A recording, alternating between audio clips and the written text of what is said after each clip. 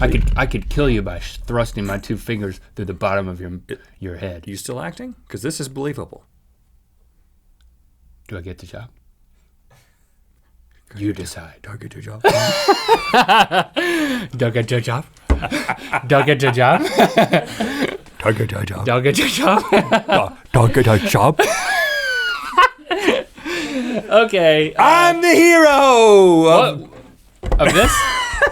of the story I'm about to tell. I start the story by saying, I'm the hero of the story I'm about to tell. Now, I've been, welcome You to owe me one. More. You owe me one. Okay, Rhett proved his friendship in a recent camping catastrophe. I'll let him share the morbid details, but I'm starting to think maybe it's me, man, these camping catastrophes.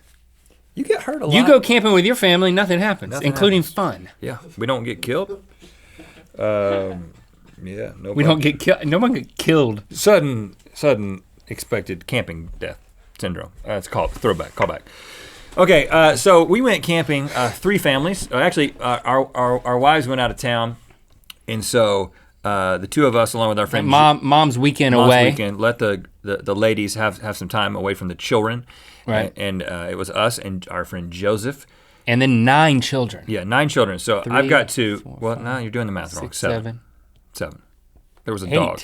There was a dog. 8. He had, yes. Ian. Yeah. So we. 8. Yeah. 8 children and a dog, so 9 children. Okay, 9 children. You're right. One 9 of which is beings. a dog. My 2 sons, Link's 3 kids, Joseph's 2 daughters, and then their friend Ian, who is like Locke and Lincoln's age. So Crony. we decided to kind of divide the kids up because they like to hang out with each other in these subgroups amongst the larger groups. So you've got the 2 little kids, you've got the 2 little boys, Shepherd and Lando, best buds, and they want to be together. And then you've got the girls who want to be together. Then you got the older boys. So Locke, Lincoln, and their friend Ian. And so we knew that Joseph should be with his two little girls, and then Lily in one tent. You should probably be with Lando and Shepherd, because if Lando starts freaking out at night, he's the youngest. Something might happen. Right. Then you should be with him. And so that kind of by default puts me with the older boys. So I had in my tent Locke, Lincoln, and Ian.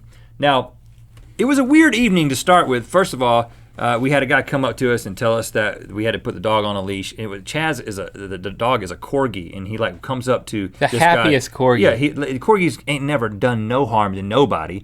And this guy's like, whoa, hey, whoa. He's like backing up. He's like, put a leash on a dog. Put the leash on your dog. There's a leash law here.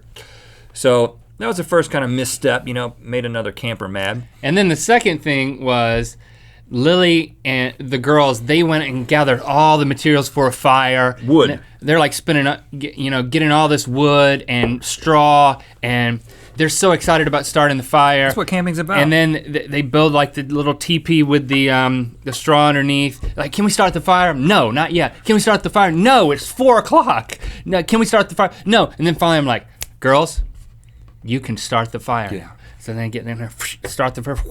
This thing takes off. Like within 60 seconds of Very this, soon.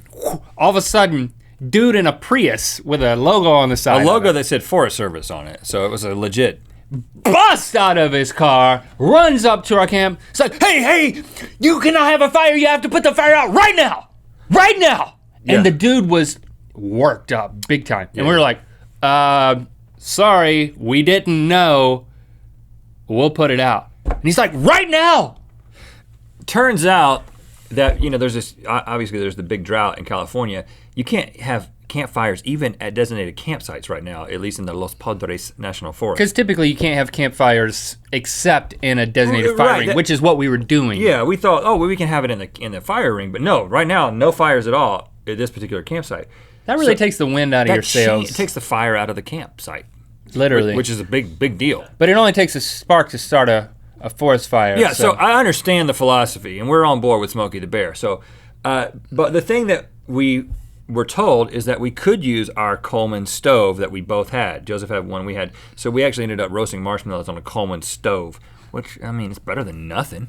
And roasting sausages over the Coleman We made stove. everything on that Coleman stove. And roasting, we roasted everything over that Coleman stove. And the kids ate quite a bit, you know. This is a key to the story, where the story's gonna go. The kids ate quite a bit. You know, a couple of sausages here, some s'mores here and there. Some donuts there, some chips here. Maybe more than they normally eat. Some stuff that their moms would never let them eat, kind of a scenario. So we send the kids to bed, and then, you know, the men stay up and talk for a little bit, and then it's time for us to turn in, and we go and we turn in, and the kids are asleep.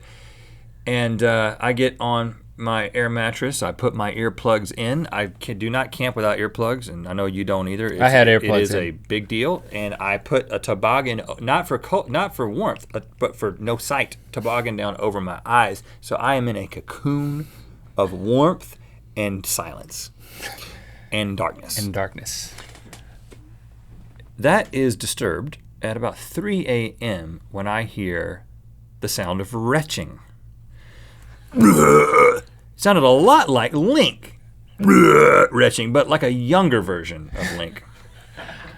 I didn't think you knew, actually. I didn't know at the time. At the time, I thought that it was my son. I wake up and I can only see by the starlight that's coming into the tent. Well, you couldn't see anything. You had a hat right here. Well, I'm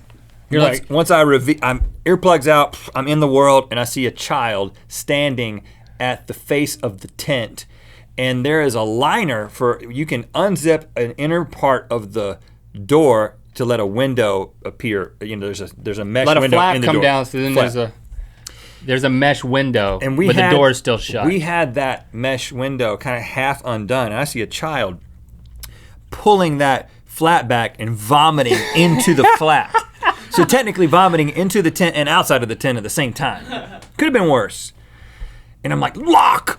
I think it's Locke, and I'm just immediately like freaking out like this. The first thing I think is camping trip over. I'm about to pack it in, I'm out of here. Vomit inside of a tent. Vomit inside of a tent, big problem for me personally. And then I look at the profile and I realize it's Lincoln, your son. Yeah. And I'm like, what am I going to do now? And then I'm like, Lincoln, what are you doing? He was like, throwing up. And I was like, are you done? He was like, yeah. And then I was like, okay, think. So I had the overhead lamp that was hanging in the middle of the tent. I cut it on, and I'm like, okay. I see the vomit in the flap kind of being held. So, okay, where else did you throw up? And he was like, a little bit in my bed. And I look, and there's like a few chunks. Not like just literally like 5 chunks on the sleeping bag. And then a little wet spot down there like near the door. And then this big vomit bag. And I suspended in the middle of the door of the tent. But here's the way it works. There's basically a waterproof, mostly a water resistant sort of flap, and then there's the net, and then there's the outside of the tent. And I could see through the shadow that was being cast by the light, the solids of the vomit had been trapped in this little pouch, but the liquids of the vomit had gone down the outside of the tent. Like a strainer. Like a strainer, yes. We had strained out the solids from vomit, which is just something you never want to do for any reason. And at this moment, I think to myself, I have a choice. I really feel like it would be helpful to have another adult to help me with this, but that adult would be Link, because it's your son. I would wake you up. I looked at the clock, the phone, 3 a.m. I know what kind of sleep you're having at 3 a.m. and I know how difficult it would be to get you to engage. So I thought dealing with Link at 3 a.m. is probably going to make this more difficult. And you know what? I don't want to bother him. I'm going to handle this on my own. And it happened in your tent. You're responsible for that tent. Okay, yeah. And so I go through I unzip the tent and slip out without the vomit getting on me. I get some, all we had was paper towels and a jug of water. And so I go back and I'm like throwing the jug of the water on the side. I'm throwing paper towels into the tent and saying, Lincoln, pick up every chunk you can find and then hand me the paper towel. Ew. He's in there cleaning it up.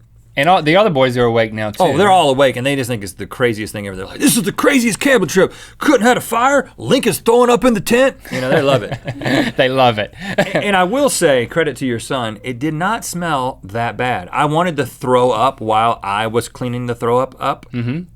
But it did not have that really high acidic, nasty vomit smell. He's good at that. He's really good at You've trained him well. Good smelling vomit. Yeah. I'm like, son, if you're gonna vomit, at least make it smell good. It didn't smell good. It just didn't. At least it wasn't make it unbearable. Not smell bad.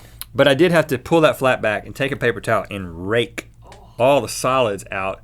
And I left some in there, which I know you cleaned up on over the weekend when you had to set the tent up in the yard. Back home, yeah. But then I was like, okay. So you strained that, and that's what you mixed in with the eggs for breakfast. Sausage. I said, Lincoln, you gonna do this? I said, Lincoln, you're probably gonna throw up again. I don't know if this is food poisoning or if you're just getting sick, but you throw up once in the middle of the night, you usually throw up again. I said, we're gonna reconfigure ourselves inside the tent so that your head can be next to the flap of the door, and I'm gonna unzip it. And I did a drill. I said, okay, let's say you had to throw up. What would you do? And he like sticks his mouth out of the hole. I'm like, no, we gotta get the whole head. In fact, let's do the whole upper body out. Hold yourself on the ground and vomit. And he was like, you know how Lincoln gets when you're telling him something? He just has like this little smile on his face like he doesn't know how to respond, so his default is just like, and so he's like, sticking his head positive. Out. He's like, is this right? I'm like, that's right. That's what you gotta do.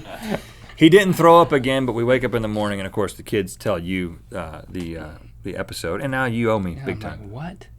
I will say that true test of friendship, you passed. I do appreciate it. I cleaned up your child's vomit. I mean, you cleaned up your own child's vomit. But it didn't smell bad.